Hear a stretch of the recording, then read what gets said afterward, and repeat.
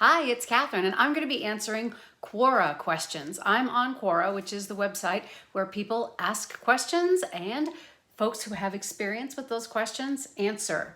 The question of the day is very important because it is. Anna asks, how does someone who is completely obsessed with sweets and eating lose weight?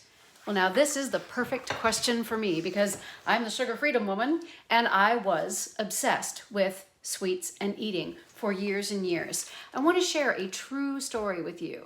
When I was a little girl, I would rather go out and play than sit down and eat. But then something changed. When I was little, my favorite breakfast was 2 soft-boiled eggs.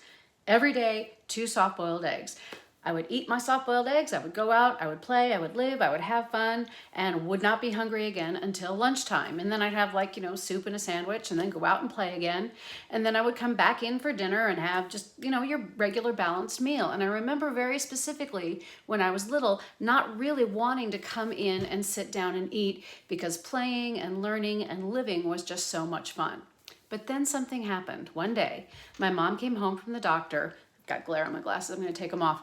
And she told us that we weren't going to be eating so many eggs anymore. Now, this was in the late 60s, and she had been told by her doctor to start to reduce cholesterol. And so that plan, reducing cholesterol, went to the whole family. But here's the terrible thing. We replaced the 2 soft-boiled eggs a day with cereal.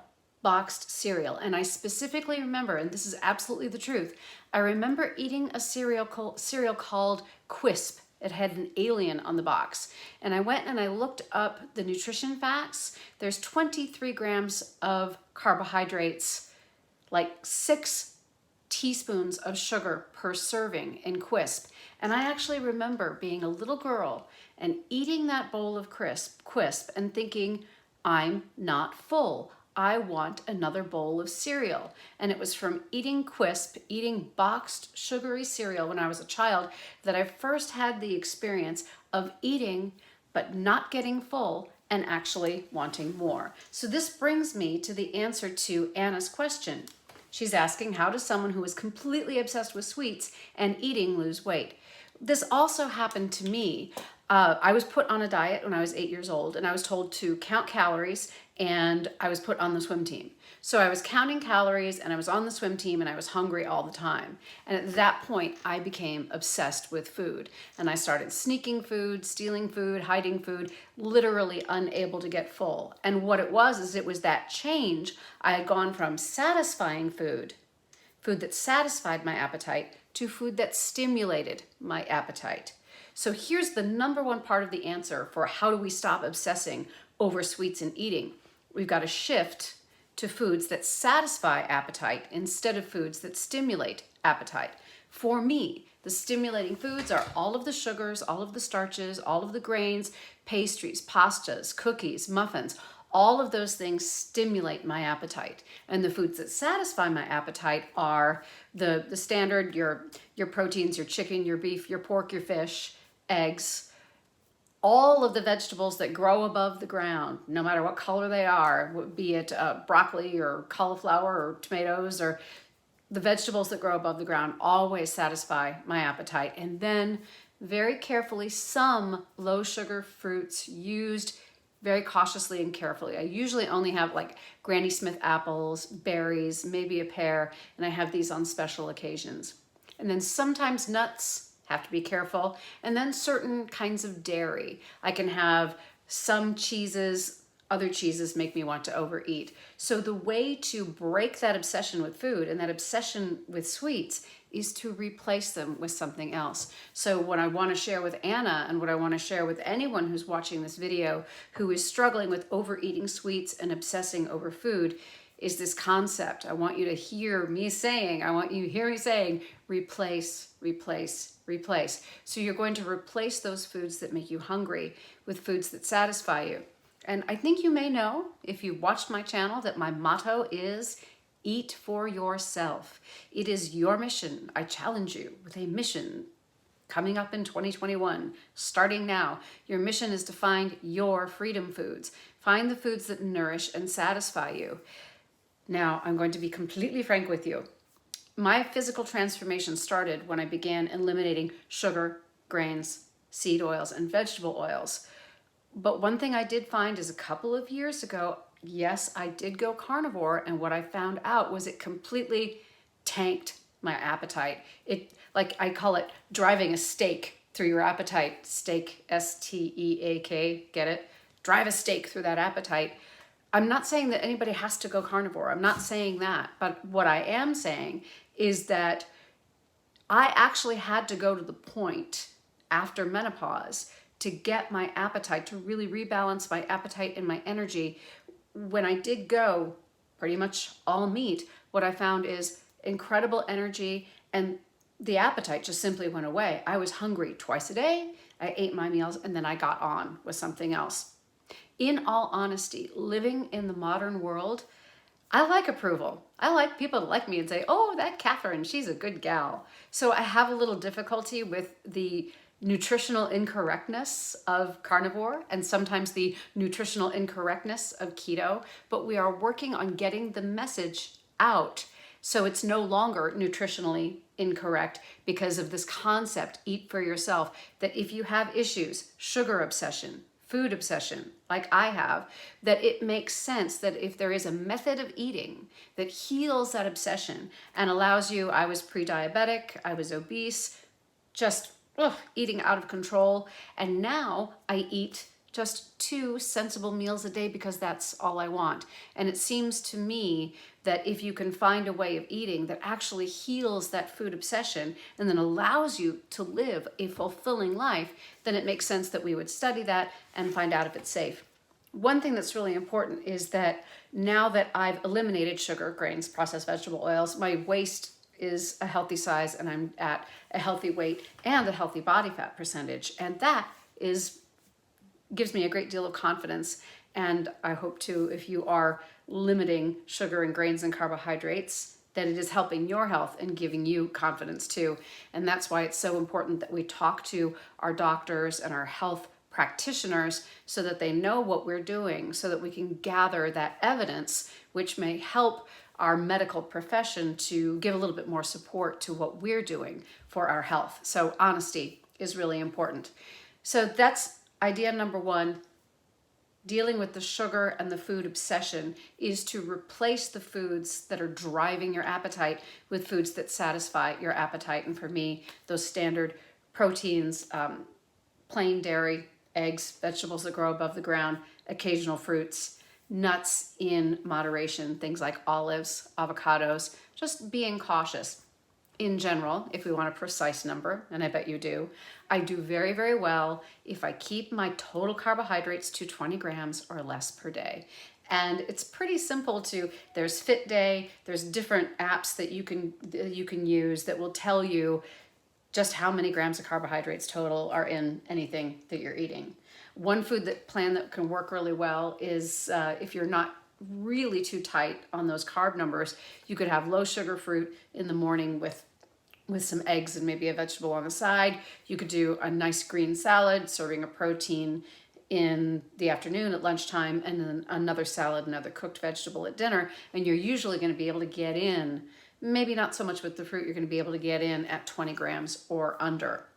This is also when we get into the subject of nutritional ketosis and ketones, which is a little bit broad a topic for today, but I'm going to go and look at some more studies for my next video on the reasons why getting into nutritional ketosis actually helps us to manage appetite. But that's a subject for another day. So I want to talk a little bit about other techniques for replacing the foods that you obsess over. So it's not just about replacing food, but also replace snacking with activities that you enjoy. Remember the story I told at the very beginning about when I was a little girl? I would rather run and play than sit and eat.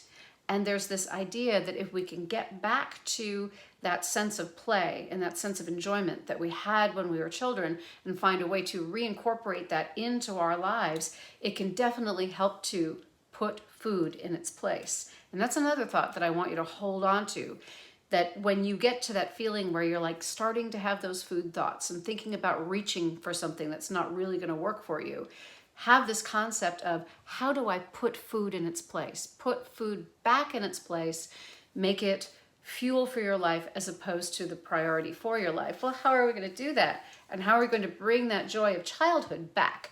Well, I have a couple examples here. I'm 56 now. My son is 19. And Christmas is different for me. We just had Christmas. It's probably different for you too now if you're a mom of a pretty much adult child, is that the things that you receive aren't nearly as interesting as the things that you give at Christmas. One of the things I tend to ask for is things like art supplies and things that I can have fun with. So I'll give you an example. I got this for Christmas. It's on the table right now. This really adorable puzzle. And one of the things that's really helpful, one of the things for obsessive eaters and people who are always reaching for sweets, did you know that there is a dopamine connection? That we find people with sweet obsession, what we're often trying to do is we're trying to get that hit of dopamine that we used to get from sweets. And the sweets would give us that surge, that quick hit that made us feel good right away. Well, putting puzzles together can give us that nice, constant, gentle dopamine. We're not getting a big rush of dopamine, but as you do the puzzle, as you put the puzzle together, you're enjoying, you're breathing, you're noticing, you're focusing, and that every time you find a puzzle piece that fits, you get that just gentle release of dopamine. Not the big hit, but doing a puzzle can actually help to reset, I believe, our dopamine sensitivity. So this would be an activity that you could replace cravings with. And if you've got a puzzle out on a table, you get that sense of, I need to do something, I want to feel good, I want to experience some pleasure, and a puzzle can be one way you can do that. And then here's another idea. I absolutely love this book. This book is How to Draw Dragons, and this is by Jane Sullivan.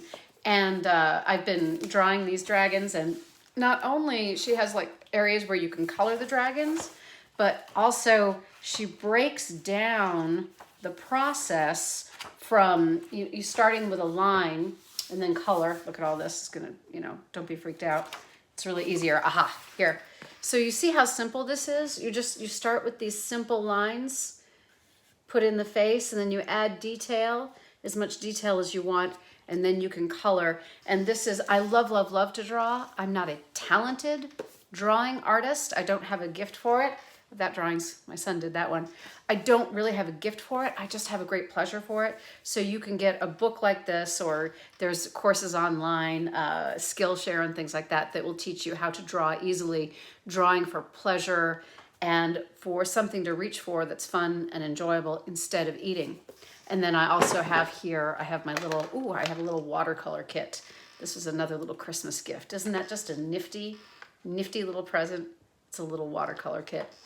The other thing that I absolutely love to do, and I have another channel, the Catherine Gordon channel, is I absolutely love to dance, and I am learning to shuffle, and I'm learning house dance. Shuffle is the hip new dance that all the young kids are doing now. Happy Feet, Running Man, which is an old step. But once again, this is just a little bit of something that, I can just do a couple of steps of shuffle. And if I'm feeling stressed about something, if I need some energy, just a couple of steps of that can really, really help. Also, music. Music has saved my life during the whole COVID-19, social distancing, lockdowns, back and forth, no theaters open. I was working on a play, on a musical when COVID hit. I was supposed to videotape it on March the 15th, and we locked down and I wasn't able to do that. So I've been learning ukulele, I've been working on the piano, and of course I have been singing. So there it is. Those are the concepts. Those are the ideas for if you are obsessed with sweets, if you're obsessed with overeating, replace. Replace the foods that are increasing your appetite with foods that satisfy your appetite, and give yourself permission to get satisfied on those foods. And then second, replace craving thoughts with activities that you enjoy, and make it activities that we enjoy. A lot of times the replacement, we're like, oh, I'm going to go do laundry, or I'm going to dust, or I'm going to clean out drawers, or not necessarily work. What we're looking for is some kind of way of getting pleasure back into our lives, play and joy back into our lives that isn't food-based.